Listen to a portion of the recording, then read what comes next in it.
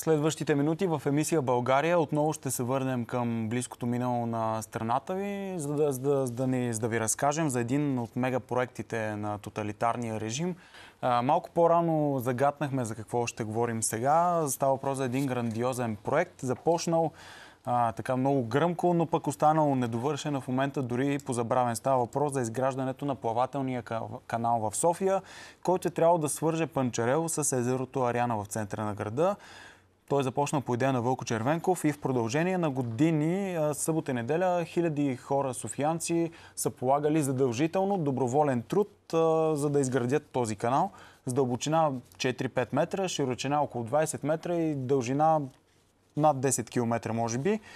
Усилията продължават до 1956 година, когато след идването на власт на Тодор Живков, малко след това, този проект е прекратен окончателно. Сега, каква е била целта на този канал и докъде е стигнало неговото изграждане и защо въобще е създаден? Ще разговаряме с Георги Момчил Попов, белетрист, публицист и блогър. Здравейте! Здравейте, господин Димитров.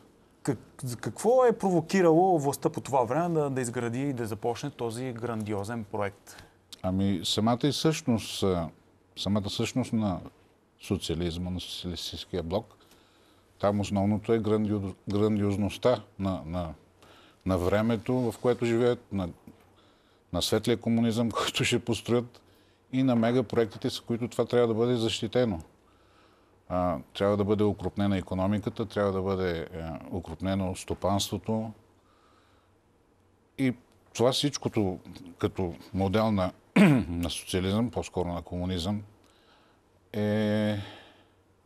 трябва да се въплати в архитектурни, величествени, как да го нареча? Те са строежи на практика, но... Добре, защо е на София един такъв плавателен канал? От Панчарево до езерото Аряна.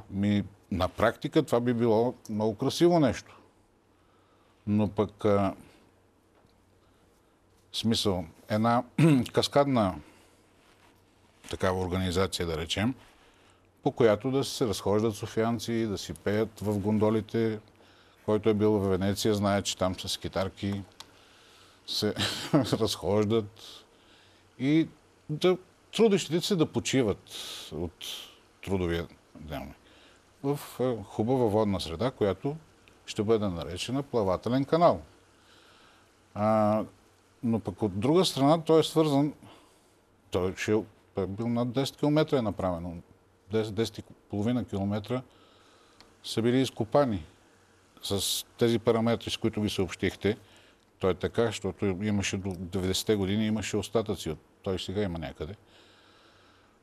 Това са милиони кубически метра пръс. Но забележете, не са използвани машини. Аз това исках да ви попитам, защо хората са принуждавани така доброволно, нали, кавички, да копаят тези километри пръст, при положение, че тогава съществували модерни машини, багери, които за много по-кратки срокове, за дни, месеци могат да изкопаят. Ами кратичкият отговор е за назидание, а по-философски, ако може да го наречем така, е за да се убедят хората в грандиозността на социализма. Георги Марков в своето прословуто есе «Софийското море», мисля, което е посветено именно на този канал. Абсолютно. Това е било такъв тормоз за всички софиянци и то няколко години. Всички са дигани от бюра, от канцеларии. Той точно това описва, че всъщност хората са изваждани от фабрики, най-вече чиновници, хора, които работят на бюро, са били карани на обекта да копаят с часове, понякога в дъжд, дена. Аз също в края на социализма съм бил 45 дена редактор в Столичен вестник. Идват до нас ти заповед, 45 дена отиш на строежа. В момента виждаме част от канала, върху която вече са построени жилищни сгради в ЖК Младост. Да. Хората с доброволен труд, така, задължителен, са копали години наред, за да бъде затрупано след това всичко. Ами, нека да ви цитирам два закона, които са приети веднага след настъпването на социализма в България. Това е още от 20 декември 1944 година, два месеца. Закон за трудово-възпитателните общежития, в който се оказва точно кои хора, ако не подлежат на превъзпитание или да заминават в трудова сфера. Значи 20 декември 44 от Югов. След това за мен комедиен, но на практика доста плачевна история. Закон за трудовото мобилизиране на безделниците и празно скитащите. Какво огласят тези закони? 8 август 46-та, така. Този втория е всички мъже, които повече от 3 месеца, мъже и жени, които повече от 3 месеца не работят. Нищо не работят, безработни. Да, безработни. От 16 до 46 за жените и от 16 до 50 за мъжете се мобилизират в трудови лагери. Какъв извод трябва да се направим от Ами това е, това е принудително щастие. Ако може така да го наречем. Хората трябва да са щастливи, да пеят маршове, но пък Шопа, който исках да го цитирам преди малко, който тръгнал от Панчерел, но закъснел за работа, го питали защо закъсне, бе, Шопе. Па вика, чеках кораба да дойде, ама не дойде да плаваме по Софийското море. Много и вицове. Имало и, примерно, баща ми вицаджия. Отиваш да копаеш събота, неделя. Иначе той бил тогава художник в месокомбината. Отиваш събота, неделя. Баща ви също е копал? Да, разбира се. Аз оттам ми тръгва интереса, защото някои неща ми се губиха. Вкъщи са ми разказани. Все пак под сурдинка много неща не трябваше да се говорят извън дума. Да не се изпуснете нещо? Ами може да се случи нещо неприятно на семейството, което доста често е изселване. Има много изселени хора, само за вицове, за това, че са говорили срещу народната власт. И оттам ми пое интереса. Плюс това с баща ми 22 години не се бяхме виждали. Аз не мога и да го попитам, защото той е в Канада, аз съм в България. А той е напуснал страната? Той напусна 70-та, най-накрая. Как е успял да избяга 70-та година? Ами, в 70-та в един автобус за Сърбия беше спечелил някаква изложба на Слънчев бряг и парички. Те бяха разведени вече с майка ми. И с новата си съпруга, 20 години по-млада от него. Тарам, Триест. Той е до Югославия, но в Югославия го чака. Той е платил предварително там покрай международните шофьори. Платил си паспорта и вместо нататък той е към Будапеща има виза, към Триест. Триест вече там нали е такъв смесен град. И 6 месеца е бил в Латинка в лагера. Но там вече той до края на живота си твърдеше, аз не съм български художник, аз съм канадски художник. Почва да прави изложбите си навънка. Тук дори не са го приели в художествената академия, защото си имал съответните печати враг на народа. Край загиваш. Някои неща ми се губеха и просто исках да знам кой съм. И почнах да се интересувам и да проучвам. Много трудно, повярвайте ми, много трудно, защото... Има ли информация за този Много трудно. Не само за канала, за много неща. Добре, че вече почнаха да се поучупват нещата, се появява информация. Примерно за мазетата на Московска 5, ако не сте чували, които Мартин Иванов, доцент Мартин Иванов, искаше да прави музей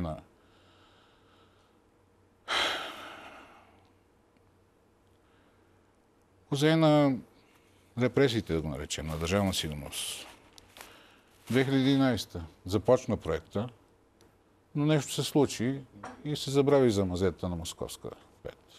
А те са 9 кили отдолу в центъра на София, които са там се намира сградата на общината.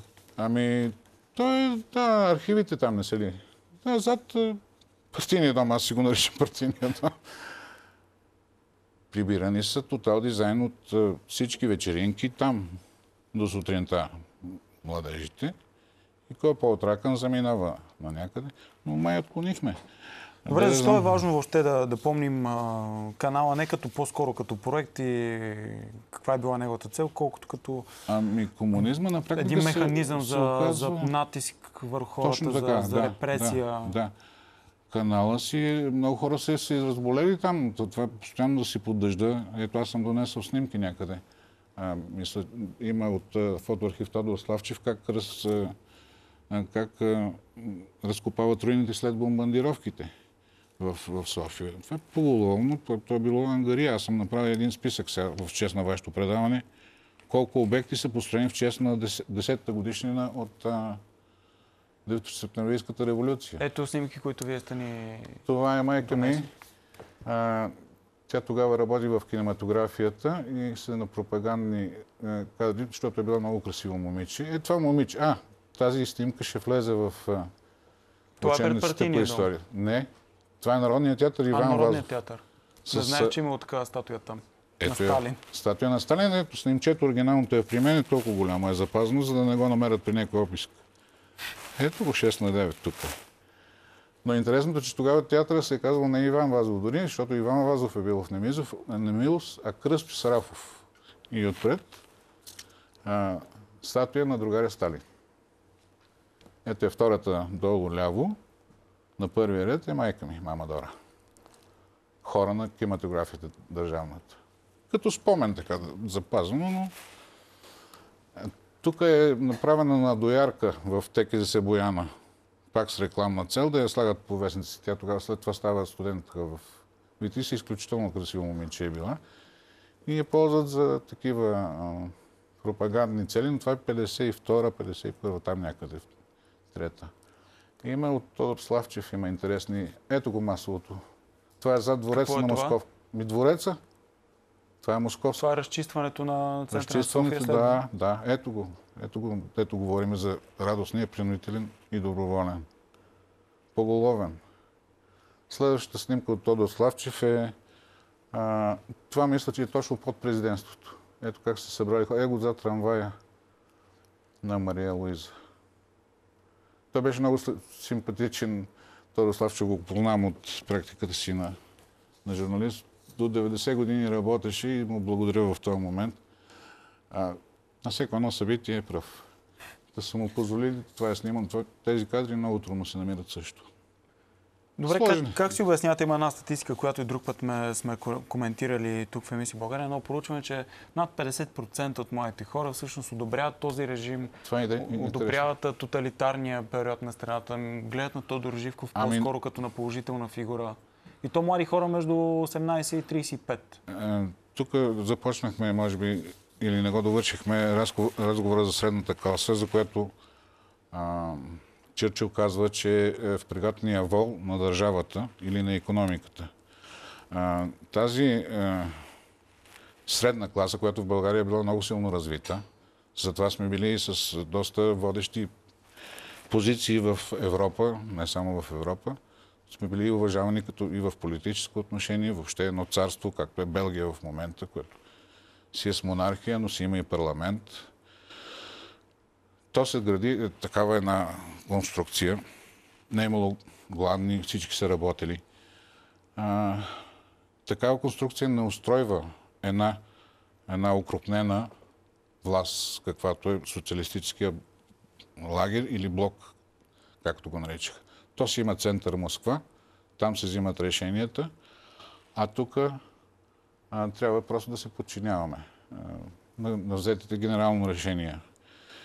И тази средна класа обаче може да мисли и тя пречи на тези решения. Не случайно по лагерите имало много хора и за вицове, и за приказки. Сашо Сладура е един такъв пример.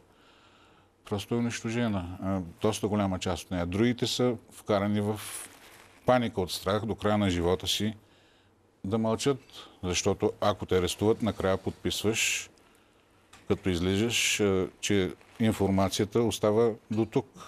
Както и в казармата на времето пишеше по служебни въпроси до тук. Добре, редно ли е обаче да има сега да се въведе, много се говори за това да се въведе допълнително и в училищата часове, в които да се изучава този период от нашата история, да бъде разказано за всичко, което се е случило и за позитивните неща, и за негативните. Именно. По обективен начин на децата, за да знаят, за да помнят, за да знаят за лагерите, за Софийския канал, който в момента е забравен почти и много малко се знае за него. Като символи на едно минало време, на едни процеси, които са протичали и един натиск който е упражняван върху обществото. Много често. Това е моделна икономика. Той е свързан с натиска. Може би не си довърших мисълта. Тези хора трябва да са наемници на укрупнената власт. И за това, които са пооцелели, са предпочитали да си мълчат. Имам дори приятели, които още не искат да разказват родителите им. Не знам, коси, не знам, що си. Това е страх насъден. Затова не са разказвали. Но пък от друга страна, аз не съм съгласен, че младите не искат, защото родения в условията на истинност, ерго свобода, той се дразни от неистините. И аз сега забелязвам, защото това ми е една от основните теми, по които работя, едно възраждане на интереса на младите. Мина нихилизма, ако може да го наречем този период на нихилизъм, че всичко навънка е по-добро, че, видите ли, те си милеят и нашите братя извън границите на България, те си милеят за българското, но искат истината за българското. Разбира се, правили сме опити да информираме. В Електрон имаме, с мои приятели направихме за 70 годишната 3 сборника малки, Килията Сърпишук. Обаждаха ми се откъде ли не е по цял свят. Искат да четат истината. Документалната истина. Така че, след като има нужда едно общество от истината, тя трябва да се преподава. За да стане едно демократично общество, то трябва да е стъпило на стабилни основи.